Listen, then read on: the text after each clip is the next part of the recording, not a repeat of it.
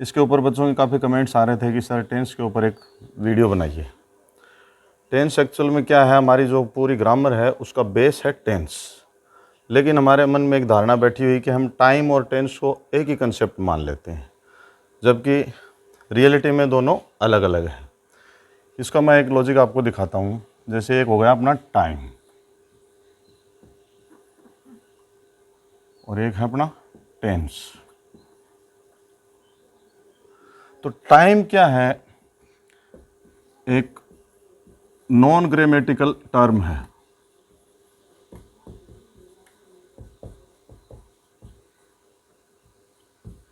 और टेंस क्या है, एक ग्रामेटिकल टर्म है।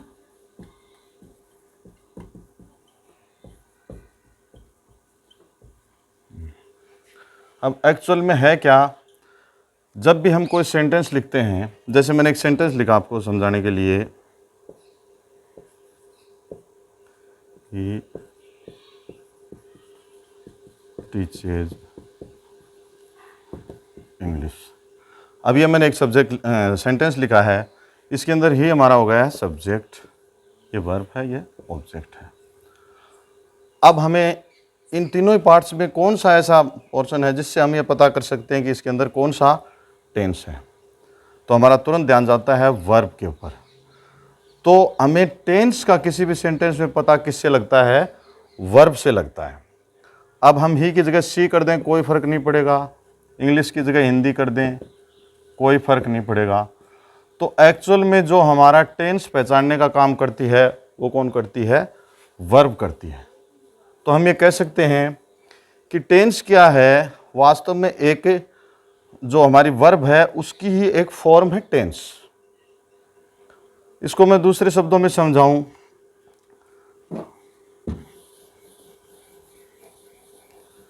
जैसे हमने अपनी सुविधा के अनुसार जो हमारा टाइम है उसको बांट लिया है, प्रेजेंट, पास्ट, और इसको मैं आगे लिखूं जो हमारा तीसरा जो पर्सन है फ्यूचर।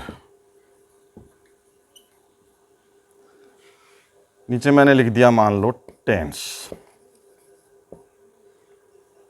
अब जब भी हम समय की बात करते हैं तो इसको भी हम कई बार क्या नाम दे देते हैं, समय या काल, और वास्तव में इसका अर्थ भी यही है।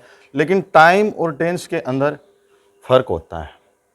एक ही सेंटेंस के अंदर हम देख सकते हैं कि समय दूसरा हो सकता है और टेंस दूसरा हो सकता है। इसको मैं एक्चुअल में आपको एक सेंटेंस के जरिए समझाता हूं। जैसे मैंने एक सेंटेंस लिखा,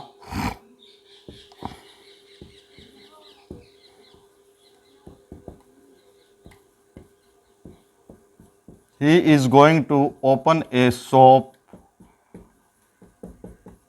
next month. He is going to open a next shop next month. तो इसमें हमारा टाइम क्या है, नेक्स्ट मंथ है। ये किसको शो कर रहा है, फ्यूचर को शो कर रहा है। जबकि एक्चुअल में हमारा जो सेंटेंस है उसके अंदर टेंस कौन सा है, प्रेजेंट का है। तो मैं इस बात को समझाना चाहता था कि टाइम और टेंस दो अलग अलग कंसेप्ट्स हैं।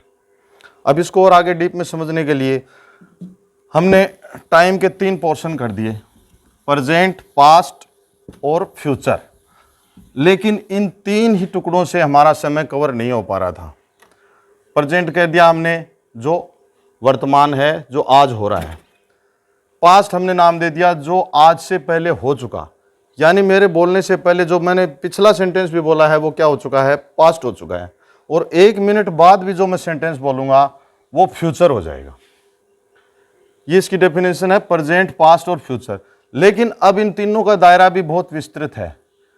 तो इसको और आगे डीपली समझने के लिए फिर हमको इनके टुकड़े करने पड़े। उनके हमने फिर नाम निकाल दिए। पहले का हमने नाम निकाला इंडेफिनेट, दूसरे को हमने कह दिया कॉन्टिन्यूअस, तीसरे को हमने नाम निकाल दिया परफेक्ट, और चौथे का हमने नाम निकाल दिया परफेक्ट कॉन्टिन्यूअस।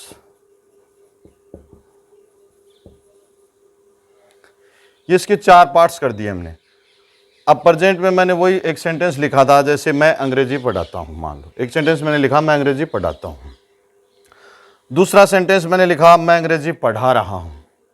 इसका तीसरा सेंटेंस मैंने बोला मैं अंग्रेजी पढ़ा चुका हूँ। चौथा सेंटेंस बोला मैं आधे घंटे से अंग्रेजी पढ़ा रहा हूँ। हैं तो एक्चुअल में चारों ही सेंटेंसेज प्रेजेंट के, लेकिन इनके अंदर टाइमिंग अलग अलग है। तो उस टाइमिंग को शो करने के लिए हमें इन प्रेजेंट, पास्ट और फ्यूचर के फिर अलग से चार चार पार्ट्स करने पड़े समय को विस्तृत रूप से समझने के लिए। तो एक्चुअल में सार निकल करके आया कि हमारा जो टेंस है वो एक्चुअल में है क्या, टाइम, और एक वर्ड लिखा मैंने एक्शन। एक्शन का अर्थ होता है कोई भी काम, और रियलिटी में ये क्या है, एक्शन को ही हम वर्ब कह सकते हैं, क्योंकि वर्ब के अंदर, वर्ब वही है जिसके अंदर किसी काम का करना या होना पाया जाता है। तो वर्ब के होने का जो टाइमिंग है उसको जो चीज बताती है उसको हम टेंस कहते हैं। यानी एक्चुअल में वर्ब की टाइमिंग बताने वाला शब्द क्या है, टेंस है। तो इससे आप समझ चुके होंगे टाइम और टेंस दो अलग अलग कंसेप्ट्स हैं। एक ही सेंटेंस के अंदर टाइम अलग हो सकता है और टेंस अलग हो सकता है। इसको आगे डीपली समझने के लिए मैं आपको एक सेंटेंस और लिखता हूं। जैसे मैंने एक शब्द लिखा, सेंटेंस लिख दिया मैंने, माई फादर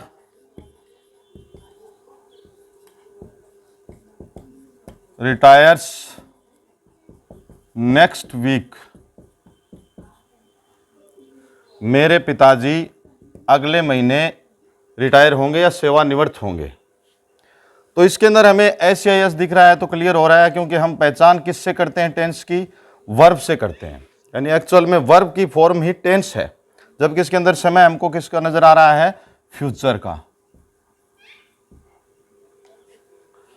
तो हिसाब से तो हमें क्या लग रहा है कि ये सेंटेंस फ्यूचर का होना चाहिए, लेकिन एक्चुअल में ये सेंटेंस प्रेजेंट इंडेफिनेट को शो करता है। तो हमने जो टाइम को तीन समय में भागों में बांटा, प्रेजेंट, पास्ट और फ्यूचर।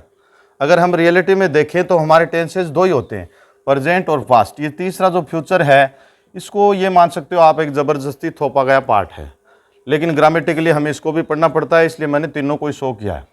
क्योंकि इस फ्यूचर का जो ज़्यादातर पोर्शन है वो प्रेजेंट कवर कर लेता है, और उनमें भी सबसे ज़्यादा जो प्रेजेंट इंडेफिनेट है वो फ्यूचर को कवर कर लेता है। एक सेंटेंस मैंने पहले लिखा था गोइंग टू वाला, और एक ये my father retires next week. ये भी प्रेजेंट इंडेफिनेट के दोनों सेंटेंसेज हैं, जबकि एक्चुअल में ये टाइम किसका शो कर रहे हैं, फ्यूचर का शो कर रहे हैं। तो कुल मिला के हमारे इन सब बातों का सार क्या निकला है कि टाइम और टेंस दो अलग अलग कंसेप्ट हैं, ये दोनों भिन्न हैं। यानी वास्तव में टेंस है क्या, किसी भी वर्ब या एक्शन को उसका टाइम बताने का जो तरीका है उसको ही हम टेंस नाम दे सकते हैं। मैं समझता हूं अब यहां तक आपके क्लियर हो गया होगा कि टेंस क्या है और टाइम से इसका क्या संबंध है। अब इसके अंदर हमने चार चार पोर्शन कर दिए थे, जो आप देख सकते हो, इंडेफिनेट, कंटिन्यूअस, परफेक्ट और परफेक्ट कंटिन्यूअस। वही पास्ट के होंगे, वही फ्यूचर के होंगे। यानी कुल मिलाकर हमें 12 पार्ट्स को पढ़ना पड़ेगा टेंस के अंदर। इसको पढ़ने के लिए हमें जो दूसरी नेसेसरी थिंग है वो समझनी पड़ेगी। अब वर्ब एक्चुअल में क्या है, ये वर्ड लिखा मैंने वर्ब। वर्ब क्या है, एक एक्शन है। वर्ब की जैसे कि डेफिनेशन आप जानते हो, जिसमें किसी काम का करना या होना पाया जाए तो उसको वर्ब कहा जाता है। अब वर्ब की हमने फॉर्म्स बना दी, उनको हमने नाम दे दिया V1, V2, V3। मैं एक बार यहाँ तक लिखता हूँ, आप किसी भी गाइड में, बुक्स में देखेंगे हमें नॉर्मली वर्ब की 3 फॉर्म्स मिलती हैं, first form, second form, third form.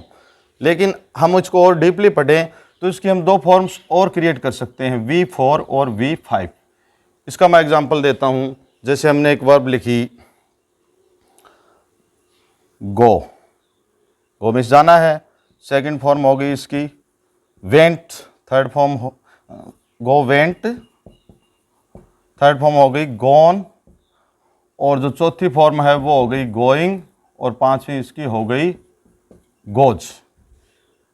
ये जो 2 V4 और V5 हैं, इनको हम फर्स्ट फॉर्म के आधार पर ही बना सकते हैं। यानी हमारी फर्स्ट फॉर्म थी गो, तो इसके हमने जो ING फॉर्म है, जो कि नॉर्मल सी बात है, हमेशा हमारे कंटिन्यूस में काम आती है, उसको V4 नाम दे दिया गया।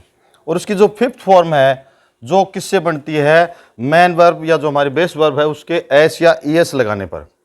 ये नॉर्मली हमारे प्रेजेंट इंडेफिनेट में काम में आएगी और एक ही टेंस में ये काम में आती है, इसलिए इसको हमने एस या ईएस फॉर्म नाम दे दिया गया है। इसका कोई पर्टिकुलर नाम नहीं है हमारी डिक्शनरी के अंदर। तो ये हमारी हो गई वर्ब की 5 फॉर्म। अब आपने समझ लिया टेंस क्या है, इसके कितने पोर्शन हैं और कितनी वर्ब्स की फॉर्म है। अब जो हमारे 12 टुकड़े हैं उनको हम 1 बाय 1 पढ़ेंगे, यानी कि हर एक वीडियो के अंदर आपको एक टेंस क्लियर किया जाएगा। आज का जो हमारा जो मेन मकसद था वो था आपको टेंस के बारे में बताना कि एक्चुअल में टेंस है क्या और टाइम से इसका क्या रिलेशन है। इसके बारे में आगे डीप से पढ़ेंगे जब हमारा पहला जो भाग पढ़ेंगे हम प्रेजेंट इंडेफिनेट, ये हम पढ़ेंगे शुरुआत के अंदर। जो प्रेजेंट का पहला भाग है इसको अगले वीडियो में, इसको देखने के लिए आप अगला वीडियो ज़रूर देखें। Till then bye.